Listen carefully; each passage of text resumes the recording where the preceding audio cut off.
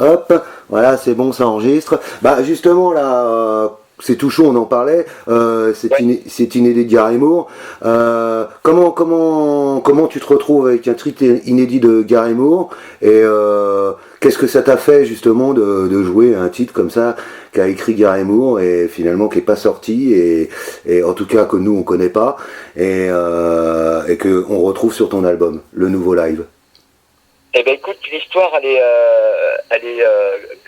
elle a commencé en Allemagne en fait, dans un hôtel à Munich. On jouait avec Martin Barr, le guitariste de Jethro Tull, et au sein du groupe il y avait Jonathan Noyes qui a été le dernier bassiste de Gary Moore. À un moment, il m'a fait bah, viens, j'ai quelque chose à te faire écouter. Et puis je suis allé avec lui et on a écouté, il m'a fait écouter en fait les maquettes de trois morceaux qui devaient être sur le nouvel album de Gary Moore, dont ce morceau Oh Wild One. Et voilà, c'est comme ça que j'ai découvert ce titre-là. Et puis après, on a demandé à l'autorisation de pouvoir le jouer sur scène et ils ont eu la gentillesse de nous dire oui, enfin la famille, etc. Et on droit. Et voilà, c'est comme ça qu'on s'est retrouvés à jouer ce morceau-là. Et forcément, c'est bourré d'émotions parce que moi, j'étais un grand fan de Gary Moore. Je suis toujours, hein, bien sûr. Et puis Jonathan, lui, il a tourné avec Gary Moore pendant 3 ans. Donc, Mhm. c'est vraiment quelque chose de très particulier pour nous, en tout cas. Il t'a raconté des anecdotes sur Gary Moore, je suppose que vous connaissez bien. Pas mal, Comment? pas mal, Pas mal? pas mal. T'en as pas une de marrante, de sympa, qui te vient à l'esprit, celle qui t'a marqué le plus en fait? Ouais, pas celle qui m'a marqué le plus, mais une de sympa, c'était il me racontait qu'ils avaient eu un oligarque russe qui les avait bookés pour jouer 20 minutes pour un anniversaire. Pour Mhm. l'anniversaire du mec en question. Et à ce moment-là, ils étaient je sais plus où, mais enfin, on voyait l'avion privé pour les chercher. Ils ont joué 20 minutes, ils sont repartis avec une somme de malade. Ah, tu vois, quand on a les moyens, on pouvait s'offrir au Gary Moore. Ouais, mais je crois que je vais pas dire de bêtises, mais c'était quand même à 6 chiffres, quoi.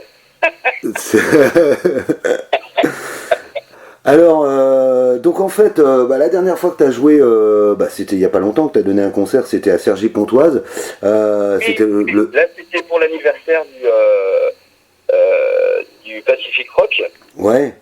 Et j'ai vu qu'il y Non, avait... non, parce que... Ah, vas-y, t'en prie. C'est un beau souvenir. J'ai vu qu'il y avait plein d'invités, Renaud Hanson, Pat Ouais, McManus. ouais, c'est un super souvenir. Pour moi, c'était l'occasion de croiser Roman Paul, que je connaissais bien sûr sa carrière depuis longtemps, mais je ne l'avais jamais rencontré en fait. Puis, et a posteriori, jamais joué ensemble, mais puis, c'était très très sympa. Et il n'y a pas chier, c'est vraiment un super chanteur. Et puis pour nous, cette soirée-là avait un côté un peu spécial entre Pat McManus, Patrick Ronda et moi, Mhm. et les trois. Parce qu'en fait, ça faisait un an pile, jour pour jour, qu'on avait enregistré l'album One Night in Dresden. Ah ouais, donc c'était Ouais, une sorte d'anniversaire. ouais, une sorte d'anniversaire, ouais, c'était assez marrant, et c'est un moment, parce que c'est la réflexion, je me dis, mais merde, putain, il y a un an, on était à Trégueux, en Bretagne, avec Rontal, avec tous les copains, et puis on enregistrait, puis on passait un moment qui, je pense, pour nous, est assez inoubliable. Ouais, on le ressent d'ailleurs sur l'album, hein, sur Ouais, le live, on sent qu'il y a un truc énorme qui se passe, on sent qu'il y a beaucoup de feeling, d'émotion aussi.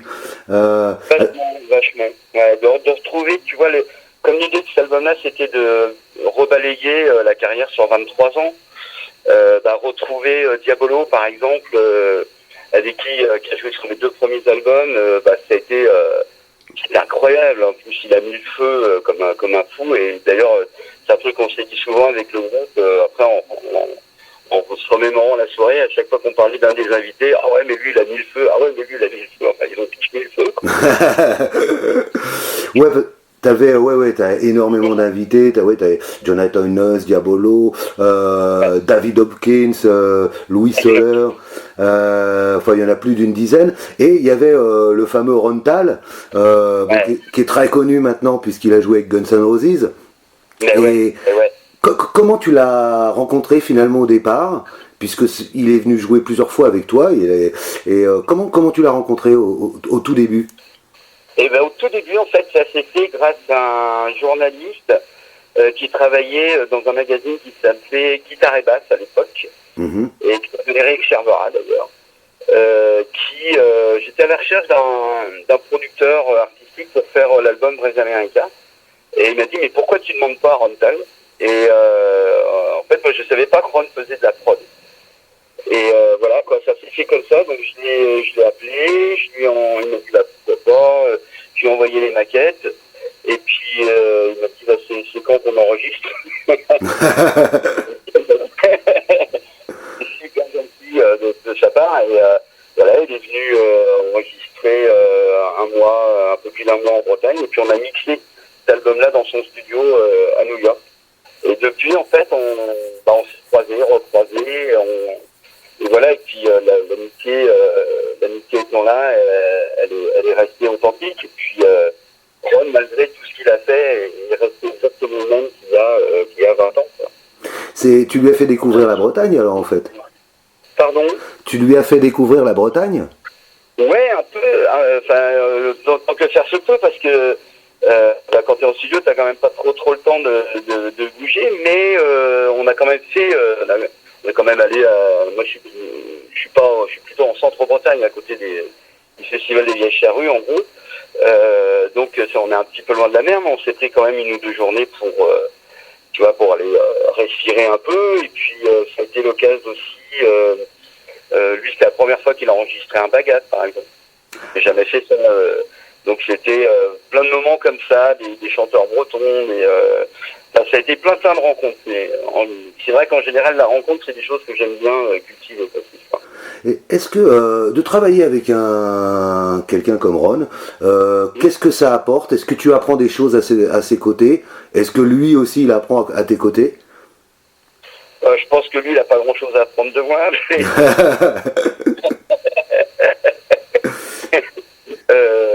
mis à part comment cuire des crêpes ou des choses comme ça.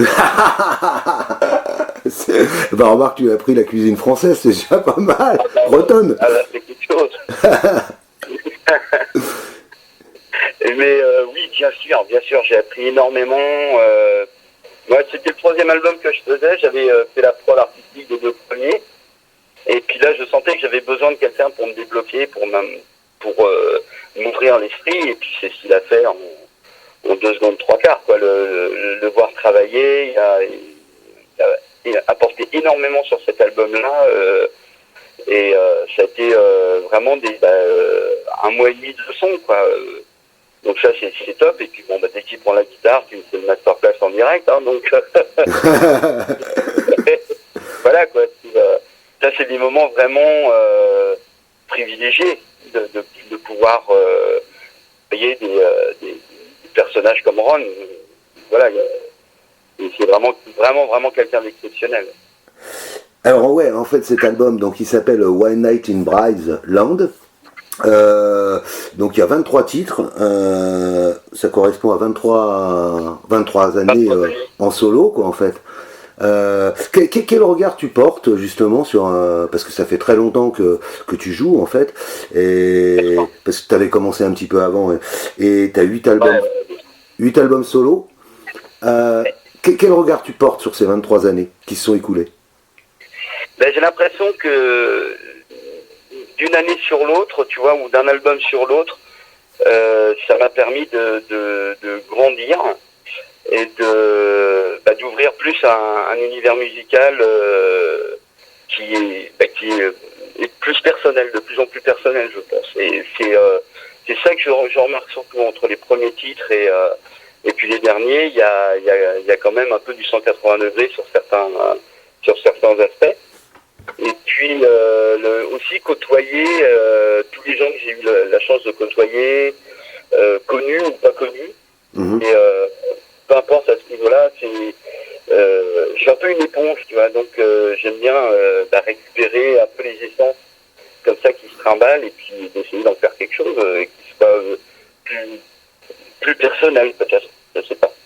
Est-ce qu'il y a des rencontres, 23 ans c'est énorme, je suppose que tu as rencontré énormément de musiciens et de fans et de public et de gens comme ça dans la vie, mais est-ce qu'il y a des rencontres qui t'ont vraiment marqué et tu y penses souvent et que tu n'oublieras jamais en fait, qui ont été vraiment un moment très très fort pour toi? Ouais, forcément, mis à part Ron évidemment, je pense à Martine Barbe de cette rotule. Avec qui j'ai eu la chance de tourner 3 ans dans son groupe. Ça c'est pareil, ça m'a apporté énormément de choses. J'aurais pas fait, je pense, l'album Celtic Queens de la même façon si j'avais pas travaillé avec Martine à ce moment-là. Des choses comme ça. Alan Stivell, une rencontre. On se connaît maintenant depuis 20 ans avec Alan Stivell, quoi. Et puis voilà, quoi. Il y a beaucoup d'échanges. Pour moi, c'est un des pères de la world music. Donc, c'est un côté qui m'intéresse aussi. Comme Martine m'intéressait pour le côté prog. Voilà, quoi.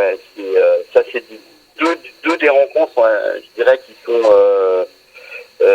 enfin, 3 avec celle de Ron, qui sont vraiment fondatrices, je pense, de ce que je peux faire aujourd'hui, ouais. Alors bon, quand on écoute l'album, il y a aussi quand même une grosse influence Gary Moore, Thin Lizzy, mais je dirais ce qu'on appelait avant le hard rock. Maintenant on dit metal, mais bon. Je crois que ça fait. Enfin, après, moi je prends toujours, tu sais, pour moi le metal c'est une grande famille, quoi, comme le jazz est une grande famille, voilà. Parce que ça fait partie de ça, donc le jazz ça peut être le bebop et puis ça peut être complètement autre chose. Donc voilà, moi c'est vrai que je mets ça un peu dans la famille du métal aussi, un peu comme ça. Ouais. Parce que j'ai vu là donc au Pacifique, vous avez fait plein de reprises, Smoke on the Water, Highway to Hell, du Neil Young aussi. Comment vous faites pour choisir finalement les morceaux que vous allez reprendre ensemble, parce que vous étiez pas mal sur scène? Ouais. Bah là, en fait, c'est pas quand même pas mal organisé ça. Ouais. Et puis qu'à centraliser ça. Et puis après, moi, c'était l'envie de. J'avais pas envie de faire. J'ai fait 3 morceaux en début de concert. J'avais pas forcément envie de faire des morceaux à moi. Tu vois. Voilà, je trouve que c'était plus l'idée d'aussi faire des morceaux que tout le monde connaît, quoi. Juste se marrer sur des trucs qui nous ont quand même fait sauter partout dans la chambre, hein, y compris sur le lit, hein, Ah ouais, c'est clair, ça rappelle des souvenirs. Ah oui, toujours. Je me rappelle, hein, il y a les lattes qu'on dégageait, hein, c'est sûr. Alors il y avait, on parlait de, donc il y a aussi un DVD du making of, il y a donc ce double album. Est-ce que avant le concert, je suppose que déjà à la base il y a est-ce qu'il y a eu un travail énorme en amont? Vous avez énormément répété. Ouais, on a beaucoup. Le concert, on l'a préparé sur un an déjà, tu vois, pour qu'il y ait du monde, et on a été super étonnés même de voir la scène était pleine, hein, il y avait à peu près 1000 personnes, et puis sur les 1000 personnes, il y en avait en gros 40% qui venaient de l'extérieur de la Bretagne, donc de partout en France, mais aussi d'Allemagne, de Belgique, de Hollande, d'Angleterre, d'Irlande, des États-Unis. Enfin bon, c'était assez incroyable, quoi. Donc ça, c'était une surprise supplémentaire, quoi, au fur et à mesure qu'on voyait la salle se remplir. Et puis sinon, musicalement, je voulais pas nécessairement refaire les mêmes arrangements qu'il y avait sur les premiers morceaux. Je voulais que ce soit avec le son du groupe actuel. Donc on a pas mal bossé sur des réarrangés. Je pense à des morceaux comme The Trolls, où on a réarrangé beaucoup de choses. Puis je voulais aussi faire le clin d'œil sur Crazy Horses, le morceau des Osmond Brothers, là, qui ouvre l'album en fait et qui ouvrait le concert. Et ça c'était... J'avais vraiment envie de faire ça parce qu'en fait, les Osmond, c'est eux qui m'ont sorti de Claude François quand j'étais gamin. Donc... Ah ouais. J'avais vraiment... Je suis passé du lundi au soleil à ce morceau-là, quoi. C'est à ce moment-là que tu as eu la révélation, en fait. Ah oui, oui, ah bah oui, Clo-Clo, c'était pas la révélation vraiment, si tu veux.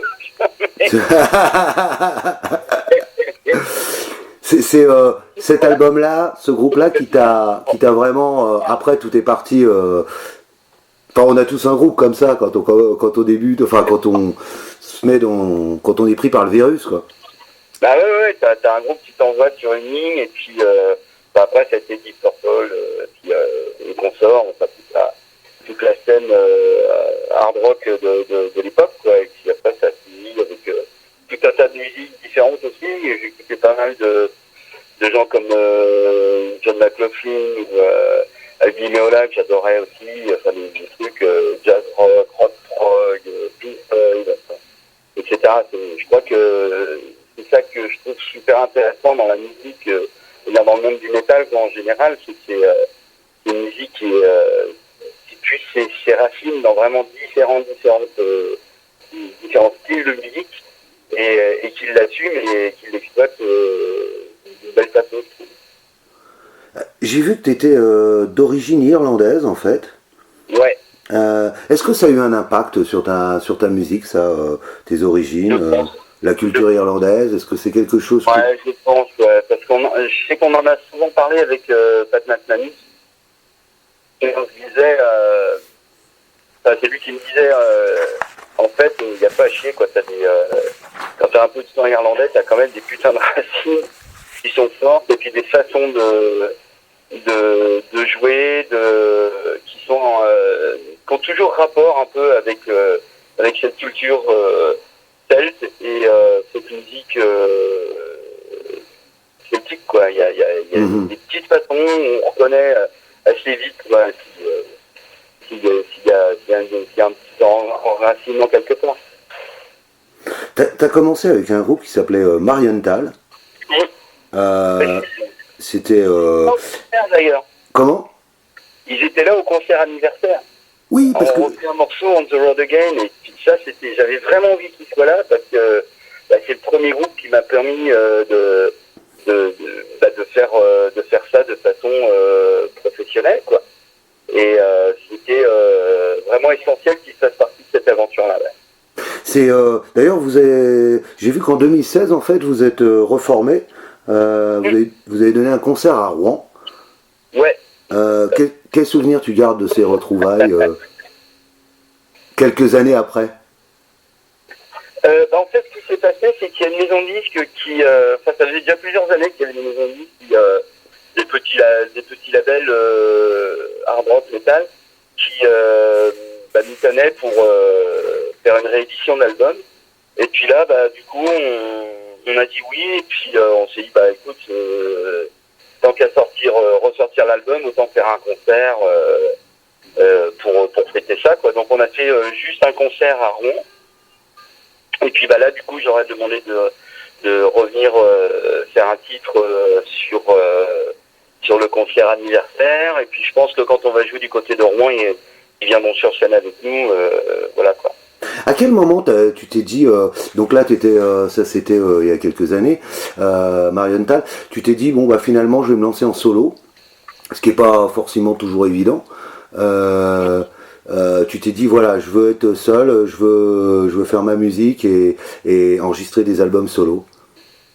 Écoute, dans la deuxième phrase que tu as dit, c'est exactement ça. C'est que je voulais faire ma musique. Il y a le fait de jouer en groupe a vachement d'intérêt. Je trouve ça vraiment super.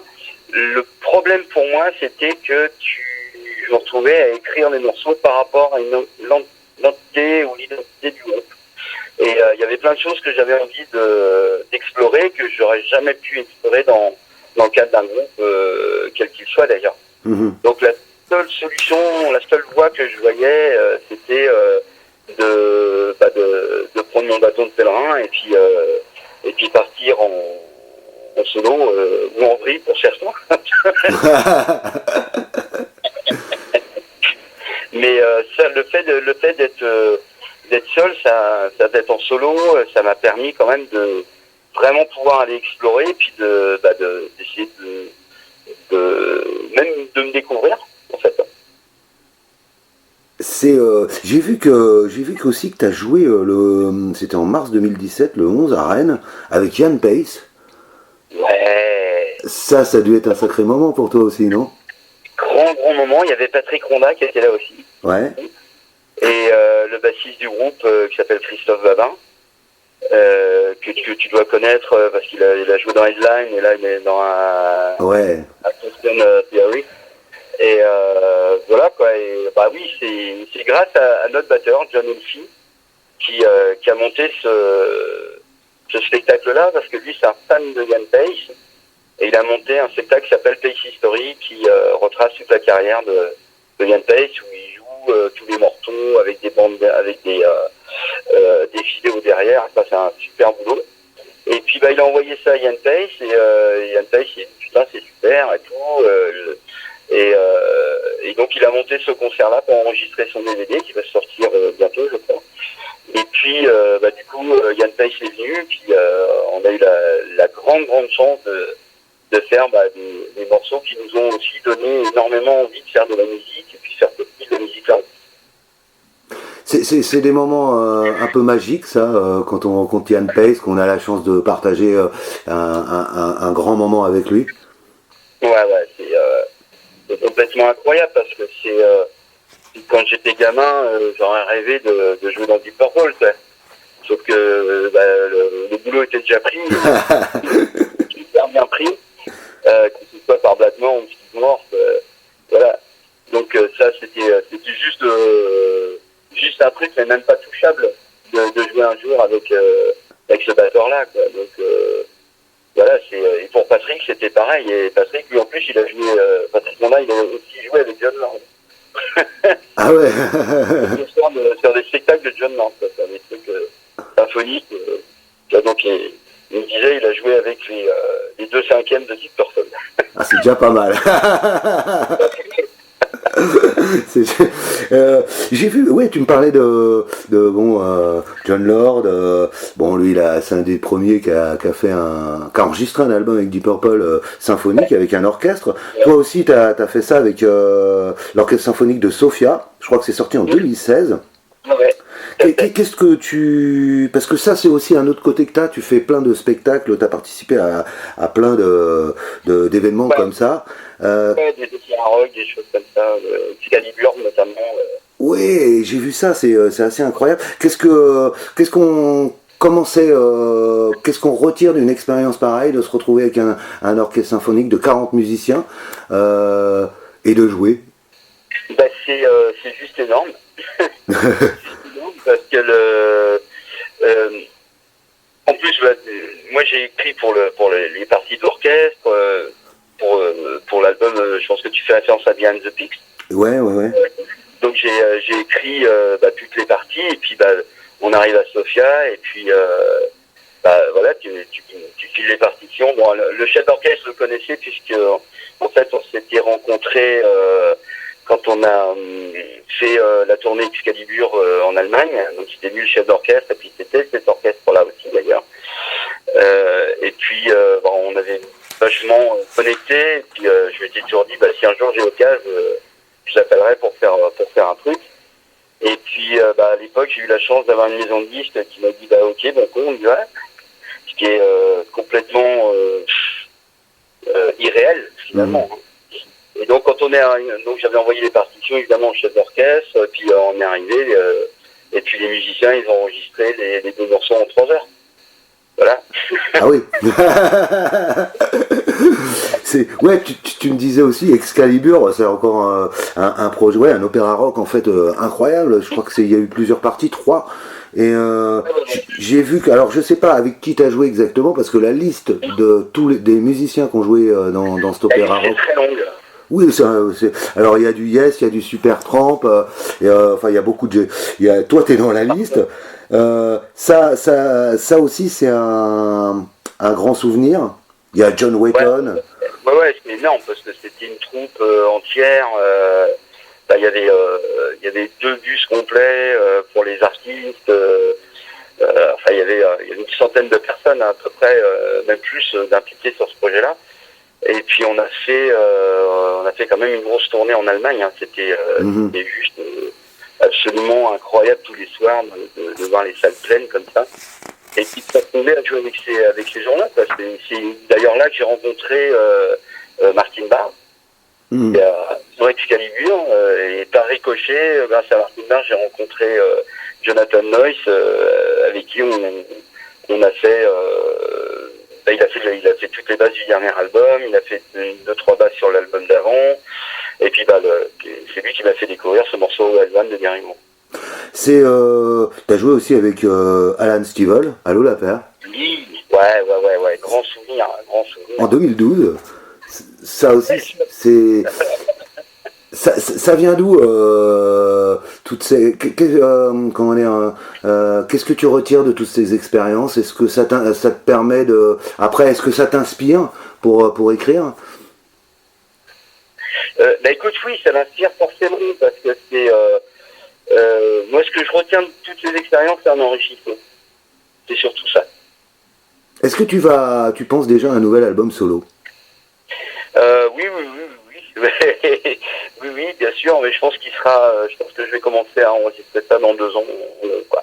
D'accord, donc là c'est quoi en fait tes projets? J'ai vu qu'il y avait plein de dates, tu joues, en fait t'arrêtes pas de jouer, c'est assez... Ouais, là on a de la chance, on a un nouveau tourneur, un manager qui bosse super bien, et donc oui, il y a plein de concerts à venir, et puis plein de belles choses, quoi. L'idée c'est vraiment de se retrouver avec les gens sur scène, et puis de s'éclater ensemble, quoi. C'est vraiment juste faire partager le voyage que nous on essaye de proposer quand on joue.